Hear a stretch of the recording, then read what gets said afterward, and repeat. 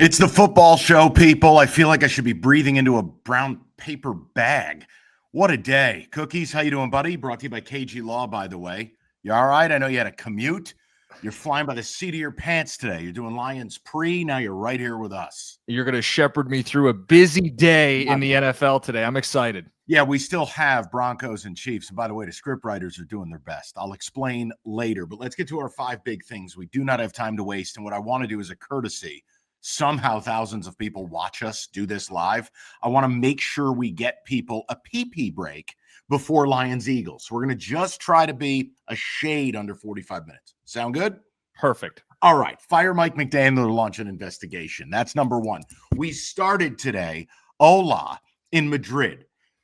I just need the king of analytics over here, this guy with his perfectly coiffed toupee. Explain. It looks gorgeous today. Mike McDaniel. 13-13, minute 44 to go. Washington just used their last timeout. You've got 4th and 1 from the 1. You kick the field goal, you take the lead, and we leave, right? Nope. He goes for it, gets stoned. Washington drives the field. Thank God they miss a kick, and the Finns win in overtime. King of analytics. That was Jonte Porter level ridiculousness. You can't do that. Are we really starting with this? He did the right thing. The right thing. And I'll explain it. You throw your pen. We're going to start doing this. We'll go toe-to-toe. Mike, if he does what you want, he kicks the field goal. They go up 3. Washington likely ties the game. They get better field position. They already got into field goal range in a minute and change. So the 20 to 30-yard boost likely gets them in a position to tie. It's a yard. If you can't get a yard, you don't deserve to win the game. You're playing for a touchdown there, not a field goal. You're facing a backup quarterback. Your defense has played good that day. And Mike, that quarterback got him in field goal range anyway from the 1. Jim, you're using what happened afterwards to dictate the decision. Yes, you are. You're saying they drove down the field, ergo they would have done it had I had the – look. It was a makeable field goal. The other team only needs a field goal. If you settle for a field goal, you box them into scoring a touchdown when you're a yard out. The chances of scoring from a yard out are great. Now, you're going to say because they didn't get it. No, it's a great call. It's a yard. Oh, I'm taking the lead. I'm not going to not take the lead. That's it. It's a 3-point lead with enough time for the other team to tie you. Listen, the Finns won, so it doesn't matter, I guess. That was one of the most, honestly, Chauncey's poker table. I want an investigation. That was ridiculous by McDaniel. It was inexplicable. It was a Travis Shamockery. All right, we'll go to number 2. Let's see if we're going to go over 2 on this. Josh Allen, Baker Mayfield, Bills a lot, Bucks a lot, 44-32. It felt like TCU, Texas Tech. Here's what I took away from the game, brother. Empty calories. You're neither of these teams is winning anything of substance playing this way, okay? Neither team really did anything I was impressed with. The third down defense, which is the absolute beginning, middle, and end of playoff football, atrocious by both of these teams. And yes, Buffalo, you have Josh Allen. He's Superman. We know. Do better. This rebuilt defense blows. They had a couple critical plays. Baker threw a bad interception, but overall, Jim, special teams breakdowns, penalties everywhere, turnovers both ways. If you're going to rely on Josh Allen with 6 touchdowns to negate the 2 turnovers, and for Tampa, forget it. It's the same Todd Bowles crap we watch every year. What do you have Yaya Diaby 50 yards downfield in coverage? He's a pass rusher. Nonsense. Bucks a tier 2 team in the NFC. Yes. Bills giving up 200 yards on the ground. That's oh boy, we're not getting good enough on defense. If it's going to be that routine again, they're not going to make a Super Bowl again. And that was Sean Tucker. Shout out Syracuse. That was not Bucky Irving. Like that was Sean Tucker. I found it to be empty, and I want to embrace both these teams. I love both the quarterbacks. I think I root for Bills fans. Like, I don't think the Bills are Super Bowl good. That defense is not going to win a Super Bowl. Today, vintage Josh Allen, right? He gives you 2 turnovers, including a shot put from his own end zone, but he scores 6 touchdowns. The problem is when you get in the playoffs, you don't want him to have to do that. Yeah, and again, you can't be Superman all the way through. It's not going to work. Let's go to our third deal. Packers win, but oh boy, oy vey. 27-20. Packers are broken. First of all, can we just do the headline? They win 27-20. 9. I sound like Ferris Bueller's Day Off. Bueller. 9 drops by the Pack. And I know the wind was swirling, whatever. Further, Romeo Dobbs was on that Jonte Porter list too, okay? Some of his drops were inexplicable. Jordan Love had 11 incompletions. 9 were drops. The issue for the game for me, for the Packers, we talk about this all the time. They don't look right. They allowed the Giants with famous Jameis to possess the football for 36 minutes. Jim, the Giants at one point ran 15 consecutive offensive plays. I think that's called a drive. So it doesn't look right. Josh Jacobs left the game with a knee injury. Jordan Love left the game, came back. I don't know if he went to see Dr. Feelgood or what happened there with the left shoulder. But overall, Jim, I want to knock the Pack down a peg. Am I wrong to do that in a win? No, because the standard isn't just win regular season games. There are certain NFL teams where, they're going to be judged in the playoffs, and the Packers are going to be judged by what they do in the postseason, but they won't get Tucker Kraft back. They don't have viable weapons down the field that Love can rely on. And that's coming from someone who's not a Love defender. No, they've got serious issues. No, they do. And I'll say it again. Look, the Packers and Eagles, and obviously we'll get to Lions Eagles later. They have play calling issues. Something is just not right with what LaFleur is doing and how this offense is executing, because again, they move their food around the plate. There's just nothing there. And I do wonder if what you hit on, maybe that was the straw that broke the camel's back. Maybe Tucker Kraft being gone is just, this is who they are. They're just wild card good. I don't know, man. Even if they win the North, I feel like you and I are going to be picking against them. I really do. I do not see us backing them. The saving grace is the pass rush they have, but I don't know that that's enough to win them a Super Bowl. No. All right, Bears. This is like the curious case of Benjamin Button. I don't know what to do with this team. So the Bears win 19-17, but it's not that simple. They were dominating all day. And I'm not telling you they lit the world on fire. They didn't. Minnesota's defense is actually pretty damn good, right?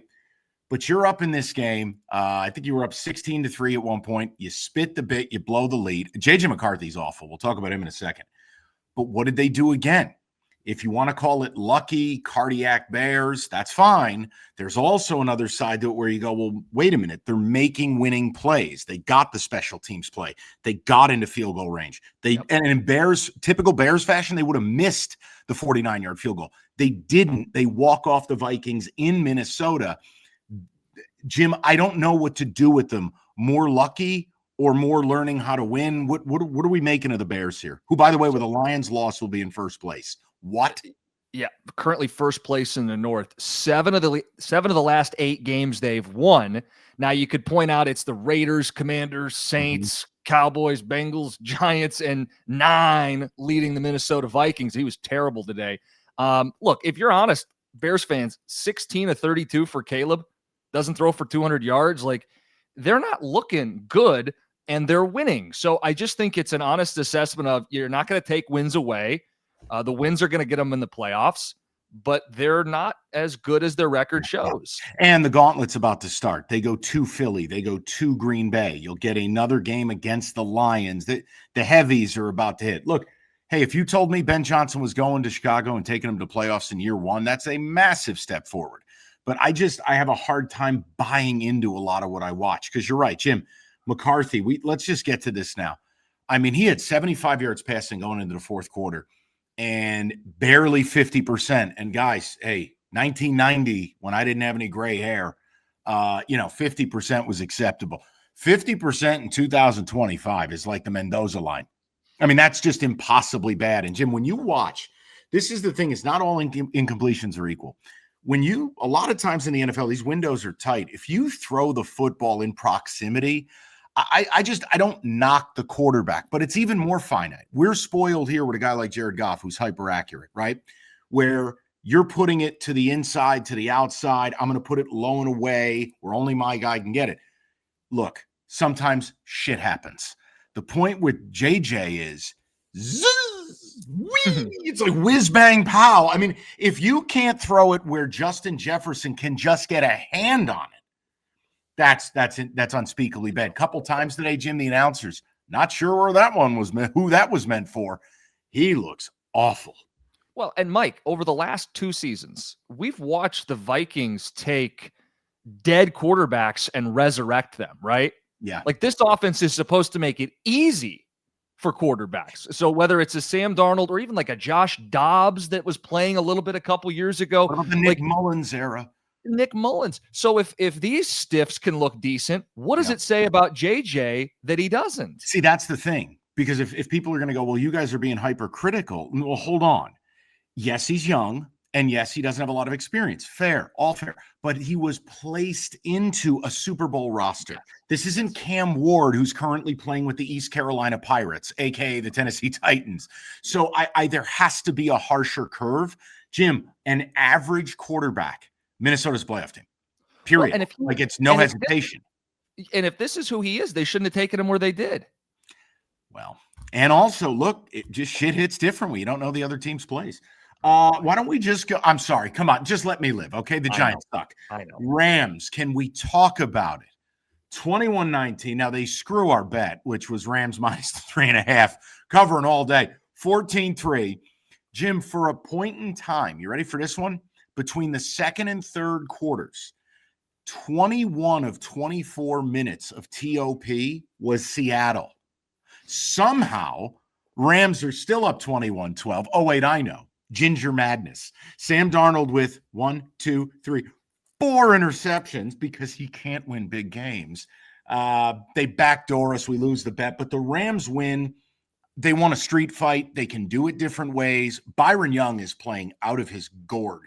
Look, I'm okay saying they're the best team in the NFC, but I have one fatal flaw. But I'm going to wait for that. Are you at least in a spot you're comfortable putting them as best in the NFC now?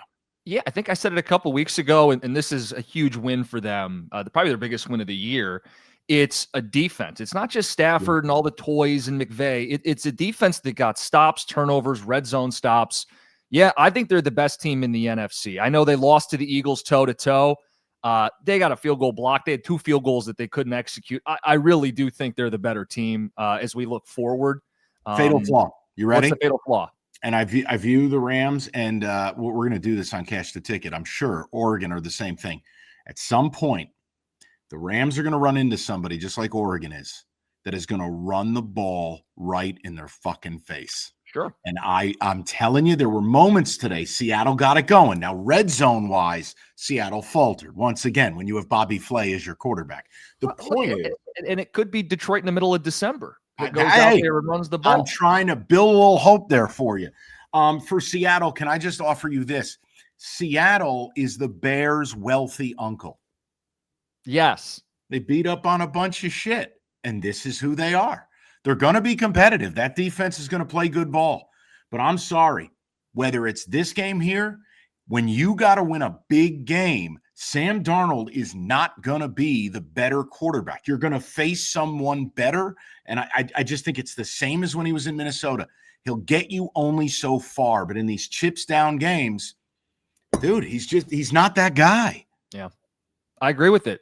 Okay. They're a playoff team, but beyond that, like the Bears, I don't see anything else. All right, we'll get a word from the sponsors. We'll hit the rundown, do a little extended preview for our people in Detroit who apparently thousands enjoy watching this, so we appreciate the shit out of that, guys. And we'll get you to your game, but let's get a word from our people. All right, tell you about KG Law. Someone you care about's injured in a car accident, you need KG Law. Lawrence KG and KG Law specialize in car accidents. You're going to get that personal attention to detail from someone who cares about you. Let me tell you about Lawrence KG. He's a Detroiter. He's a down-to-earth dude, and he's someone you want in your corner. He built his business doing things the right way and delivering for his clients. KG Law's won millions of dollars, 98% success rate. Check him out, 877-KG-CARES. It's right there on the screen, K-A-J-Y, KGCares.com. All right, brother. Hungry Howie's brings us the rundown. Steelers-Bengals, couple notes. A, Rodgers got hurt, left hand. One of the funniest things I've ever watched is the attempt at a tush push where Aaron Rodgers does nothing. I don't know if you saw this, 34-12.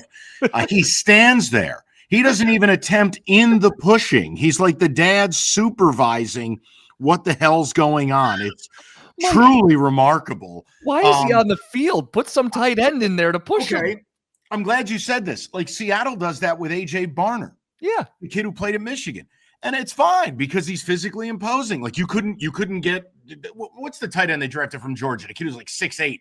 He did. Washington. Washington. Yes. He killed a guy today, by the way. The police are looking for him. That stiff arm, he sent that guy into the state of Kentucky. But look, the Steelers do it again. The Bengals are god-awful. Flacco threw one of the worst interceptions of the day.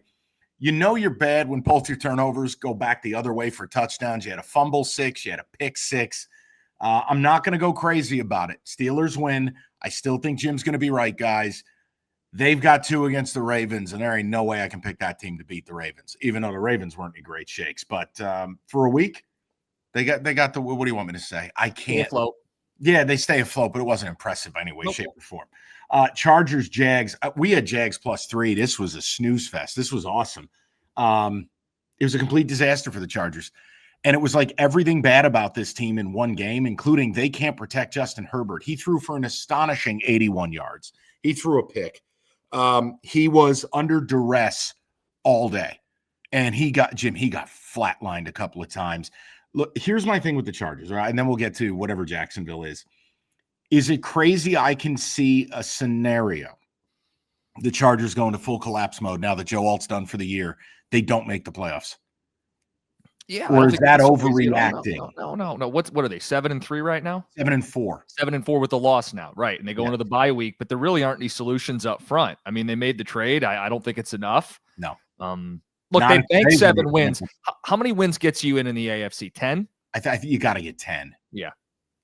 No, I don't think it's a guarantee down the stretch. Okay. I really don't. I'm worried. And listen, look, I think Harbaugh is an incredible NFL coach, but he's had this taken away from him, right? Loss of both tackles, loss of both running backs. And look, here was the concerning part to me. Jacksonville bullied them from the time they got off the bus. 150 yards split between Bashaw Tutin and ATN. And it was physical. And it was like you felt like every carry, it was 2nd and 3, and you're going, oh, my God, they're getting bully balled. It was a good performance for Jacksonville, but and we liked them today. I'm not going to buy. I know better than to buy that Ponzi scheme. No, be careful there. But for today, it was a blessing. The Chargers looked like a team that was looking ahead of their bye week. Late bye, game goes south, power it down. I mean, Herbert didn't finish the game. They put Trey Lance in. They just said, to hell with it. We're getting to our bye week. He was getting crushed. Texans at Titans. I feel like we do this every week. A game was played between 2 teams. It'll be a footnote in NFL history. I just have a ton of respect for D'Amico Ryans. I do. The fact that this team, with the injuries they've dealt with losing your starting quarterback for multiple weeks, not able to protect, and you've crawled back to 5-5 on the backs of this defense that is just ferocious. Will Anderson is incredible. For the Titans, Jim, it's the same story. They could barely get to 200 yards of offense. They couldn't run it for anything. Look, you take the wins the way you can get them. 5-5. We just talked about the Chargers doing, this. We talk about the Steelers doing this. Somebody's got to do this. I don't know. Maybe.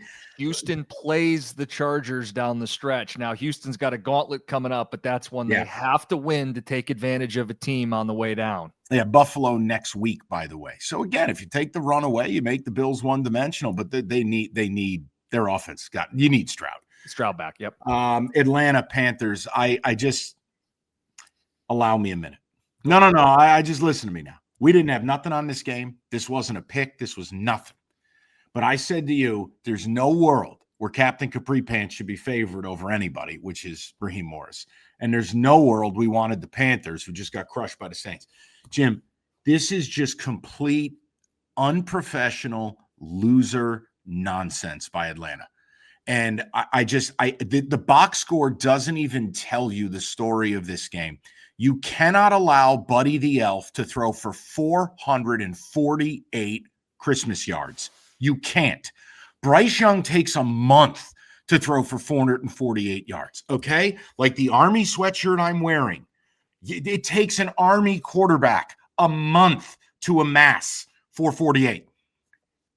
Raheem Morris is an alleged defensive expert. Please, for the love of all that's holy on this planet and life on others, fire this blank stare idiot. I don't know how. There are 2 teams in this league. They need to be burnt to the ground. Complete reset culturally because they are losers. It's Atlanta and Arizona. I am so angry for like the 14 Atlanta fans out there. Holy shit. 448 to Buddy the Elf? Are you kidding me? The signature game of Bryce Young's career to date. You guys were wide open everywhere. Everywhere. Two things. One, is that from the new Army stuff? Yeah. Okay. Awesome. I couldn't use it. I couldn't. It looks incredible. You wasted no time. Looks incredible. You cannot send me the promo email, Army, and then on Thursday, what do you want me to do? It had to happen. Second point that has nothing to do with Army football. Back to Atlanta. I don't want to hear about how Penix gets hurt. When you have a 2-touchdown lead at home, It should play into your strength, which is running the ball and rushing the passer. It was put on a silver platter, and they blew it. Even with the ball first in overtime, they blew it. Because they're losers. Losing has crept in with them the way it crept in for a long time with the Lions. I'm telling you, they need a complete teardown. Swept in the season series with the Panthers. Oof. Oh, that's grotesque. Niners, Cardinals. Listen, no Purdy slander. He looked razor sharp. Really nice return for him. You can see the difference. And you can check this, Jim. For his career, when Purdy and Kittle are together, the production you get from George Kittle, night and day. And I know, hey, look, Mac Jones played really well. But what this relationship Purdy has with Kittle, it opens the whole offense up. But you want a power stat as they bomb the Cardinals? And then I've got a couple things for you about the Cardinals, another loser organization. Do you know the Niners are the only team in football who is, what is it, week 11 now, right? Mm-hmm. Only team in football who has not had a rush of longer than 20 yards. And you have Christian McCaffrey. Well, I think they had one today. That's what I'm saying. They entered the game. Yeah. How did we not know that stat? I feel like so they slip it in on the broadcast. They go, that's their longest run of the year. And I'm going, it wasn't some 60 or 70 yard run. What do you mean it's their longest run of the year? It always reminds me of when I was younger, and I'm not being smarmy. Do you remember Edgerrin James? Like, yes. I know that's a long time ago for you. Yes, Colts Edgerrin James. Somehow I imagine you putting together your Legos. Miami Edgerrin James. Okay. Yes. But like Edgerrin James never had a run longer than 40 yards as a pro, but he was like a Hall of Fame running back. Like if Edgerrin James had a 20-yard run, it was like a celebration. But every carry was like 4.6 yards. Yeah. So it's like that kind of thing where you're like, how is it possible? Now, in the unprofessional bullshit department, the Arizona Cardinals, 11 penalties in the first half. I stopped tracking this when they hit their 16th penalty with 2 minutes to go in the third quarter. Oh my God. I can't. How can you, first of all, how can you coach the team and tolerate it? Let's just go to ownership level. Honestly, you're fired. I don't even want to speak to you. That is such nonsense. You're not going to beat anybody playing that way. Anybody. Right. Again, they are toxic, complete teardown. Contract them. I wish it was Europe. Relegate them. Give me the Birmingham Brahmers or whatever out of the USFL. The Argonauts, get them in here. 17 penalties. They finished for 130 yards. Really cleaned it up in the fourth quarter. Yeah, when the game was over. Look, if they're going to move on from Kyler Murray, why don't you just do a whole reset at that? That's what I'm saying. And by the way, I've come to grips with this. Niners are making the playoffs. Well, okay, real quick. Bears-Niners are going to play a primetime game. That's for the last playoff spot, it feels like. It is. And look, despite their injuries, despite it all, you know what you're getting on offense. And if they have the trio of Purdy, McCaffrey, Kittle, the wide receivers are very secondary pieces, but Shanahan's just going to be able to produce. I can't believe the zombie Niners are going to do it again. Ravens-Browns, that game just finished up 23-16. We had Browns plus 7.5, so that was cute, I guess. But my God, I never felt great about it. Can I give you a word on Myles Garrett's greatness? Today, he decided he was going to be extra violent. 4 sacks. He's at a 5-sack game. He's now got like 16 sacks. It's week 11. Also, he set the NFL record for consecutive seasons with at least 12 sacks. He broke the record of someone you may have heard of known as Lawrence Taylor or LT. LT had 5 of those years in a row. Myles Garrett's now at 6. Now, here's the sad part. Doesn't mean shit. Because he's doing it in a vacuum, this damn team. The Browns have the lead the whole day. spit the bit, give up the last 10 of the game. Dylan Gabriel, head injury. Shadur Sanders comes in, the crowd goes wild, and then I think they realized that Shadur Sanders held onto the ball 8 million seconds, took a bunch of sacks, threw a terrible interception, threw it all, had a chance to somehow tie the game, couldn't do it. Lamar would have picked 6, a sloppy fumble by the team. I don't know. Look, it's the same as the Steelers, right? Spider-Man meme. Survive, move on. I'm leaning your way. I think you're going to be right. I think the Ravens will win. But this is a lesson. You don't just waltz in the division on the road and just blow teams out. It's hard to do, man. Far from the Ravens' finest hour. Shadur, by the way, 4 for 16 passing, sacked twice and had to pick. So for everybody, all the fans were doing the gesture with the watches. Hey, for everybody who's been begging to see the guy, maybe there's a reason he fell in the draft. Maybe there's a reason the coaching staff wasn't putting him out there. Because they had the lead, they had ample opportunities. One last thing on this game, and we opened this show talking about dumb coaching decision, just take the points. Are you going to say that Baltimore effed up by going for it on 4th down when they scored the touchdown? 4th and 1, they didn't kick the field goal. They played for a score. Shadur gets them into field goal range, but they need a touchdown. Baltimore proved the point from the first game. You play for the touchdown when it's a yard. But it's also a little bit of a different scenario when you're Baltimore with Lamar and Derrick Henry and Mark Andrews. You're the Miami Dolphins, man. You're homeless. You can't complain that the mattress has piss stains on it. You're lucky you have a mattress. No, but I think it supports. I'm playing for a touchdown. I kick a field goal. The other team's got time to tie me up with a field goal. I'm playing. The other angle would be I'm facing Shadur Sanders. It shouldn't matter, but Baltimore's zombie defense, I'll tell you. Chiefs Broncos. This one just wrapped up. Jim, I'll give you the long and short of this deal, but you're our resident Chiefs, CEO. You are Baghdad Bob when it comes to the Chiefs. Everything is fine, but we got to talk about this. So look, defensive slog, 22-19 final. Look, largely outside of one bomb to Thornton, they kept everything underneath. They pressured the absolute hell out of Patrick Mahomes. And when the moment happened, you got a red zone pick. That's a nice job by the Denver defense. And Bo Nix got the football back. They blitzed Mahomes, forced them off the field. They drive the field, kick the game-winning field goal. So here's my question. It first of all, felt like a playoff game. Is this a bit of a changing of the guard? Kansas City falling to 5-5. They are not going to win this division, Jim. And I do think they're in danger of missing the playoffs. As it stands today, they're out of the playoffs, tied for the 8th spot. They're behind Jacksonville, who beat them, right? Toe-to-toe? Yes, they have the tiebreaker. Yeah, they beat them on Monday Night Football. Unbelievable. But they're in real danger here. I know Romo made the point on the broadcast that every year for the Chiefs under Mahomes starts in the AFC Championship. They make the AFC Championship every year. They got to make the playoffs first. Like, this is a very real problem right now. Yeah. Their next game will be against the Colts, who are off a bye. The Chiefs they're running out of time. Yes. And by the way, I want to give Denver full flowers, full credit, because they not only beat the Chiefs, but they beat their team of scriptwriters.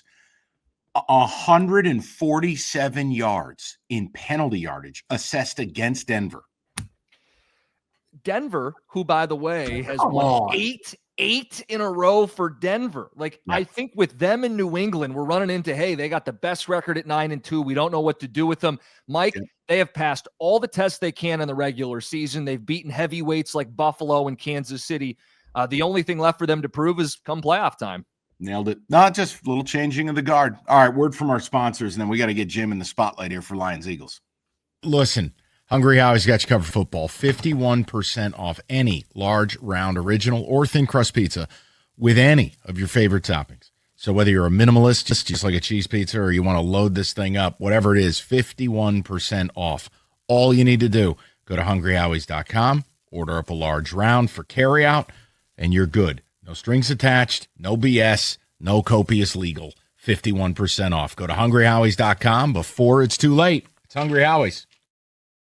All right, let's get this Lions preview in. Moran Chevrolet bringing us this. Jim, I ran into something Friday. I lost my temper. I didn't mean to. I was in a good mood. I just couldn't believe I was having this argument. So I'm going to ask you. You are the commandant of the Honolulu Blue Brigade. Is this a big game or just another game? Because I had people yelling at me because I said, no, this is a big game. And here's what's on the line. A win, you're in the mix for the 1 seed. A loss, you're not getting the 1 seed. Why? Math. You'll be 3 games out with 7 to go. I also said it's kind of a prove it spot.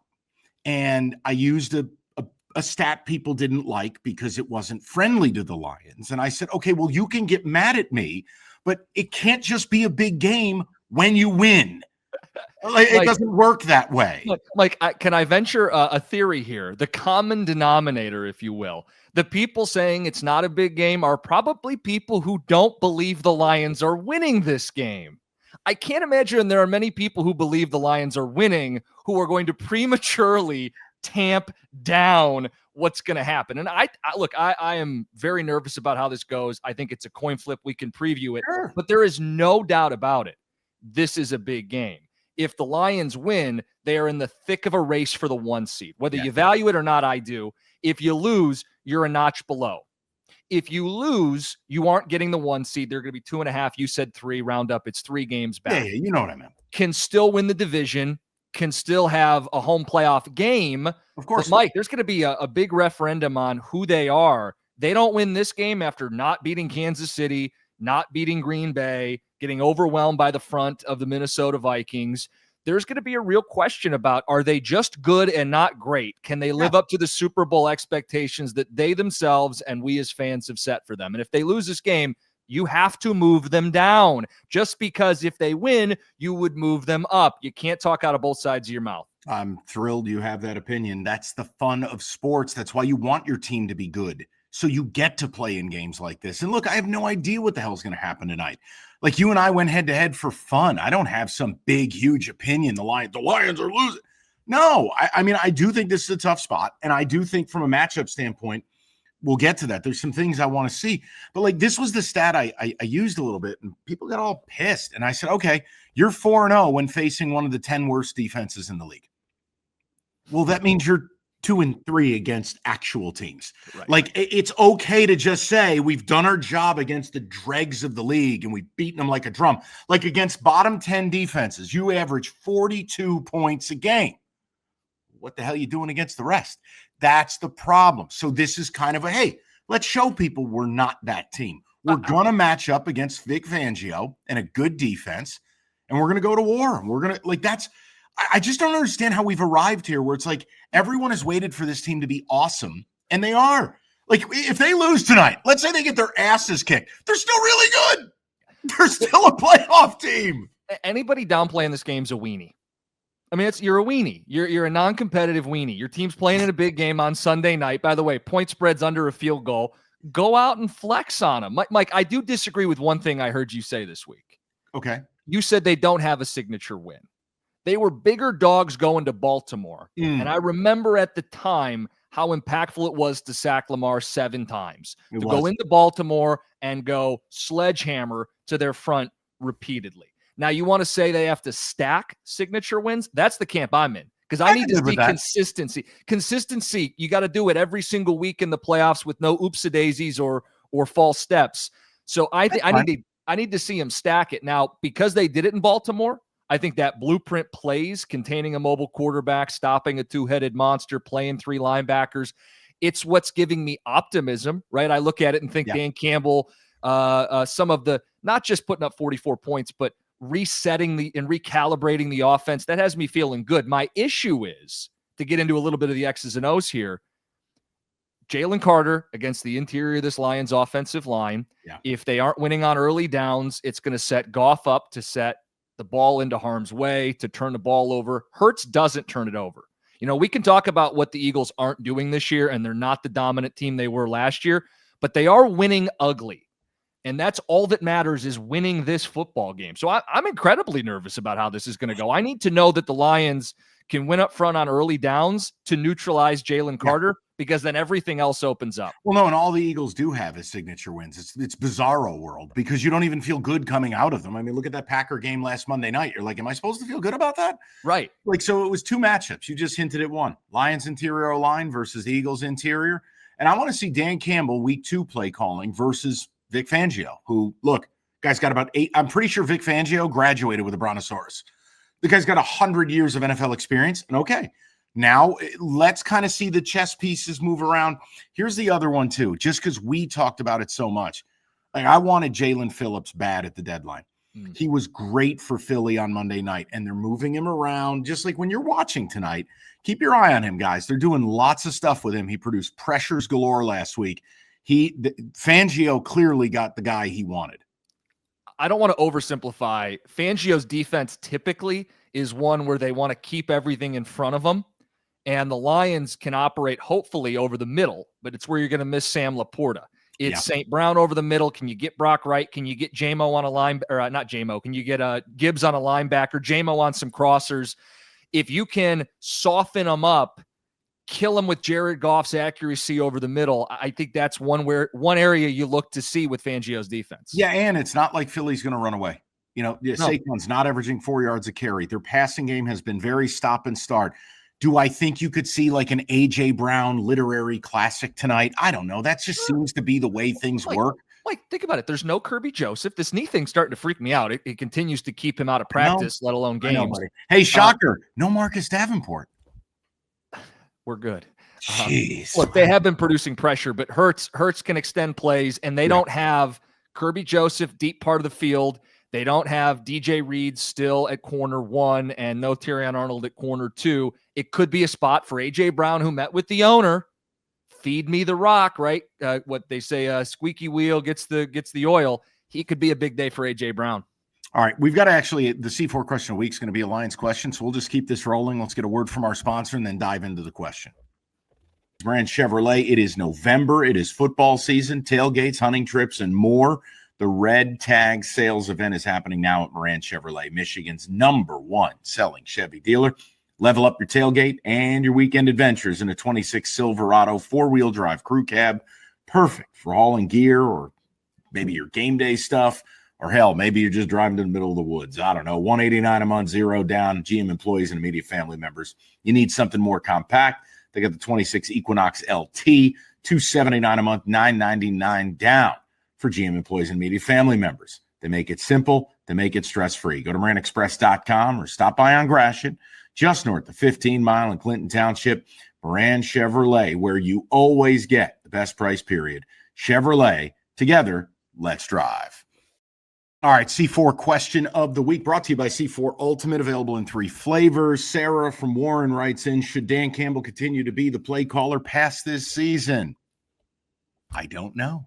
We're 1 week in. Look, and we all do this. I'm as guilty as anybody. Part of the fun of the NFL, we overreact. It's a week-to-week league, etc. Look, I think best practice long-term is getting an offensive coordinator in to call the plays so Dan Campbell can be more of the CEO that he's done such a fabulous job. We've seen what he's done when Ben Johnson was here, but I'm also not against him continuing the play calling. But I think a lot of this has to do with, okay, how do the next 7-8 games go? And I don't have a great answer for it.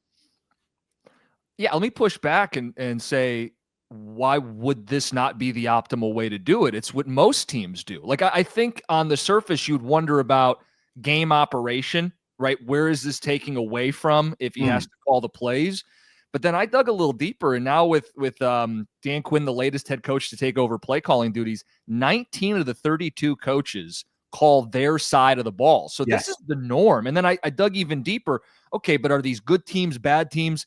10 of the 14 playoff teams, the head coach is calling at least one side of the ball and can still be the CEO, and the team can still win a lot of games. If he's really good at it, I'm fine with it. Yeah. But what I don't want to do is have him be a little touch and go, and we just go, well, I don't feel like letting somebody else have a crack. If he's really good at it, I don't have much trepidation. I would go a step further. If he's good at it, it becomes an institutional strength, because now you're not worried about losing offensive coordinators every 2 seasons.